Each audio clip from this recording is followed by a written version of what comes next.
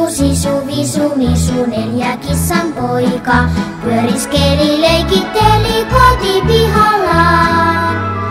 Äiti Mirri istuskellen katsoi leikkiänsä.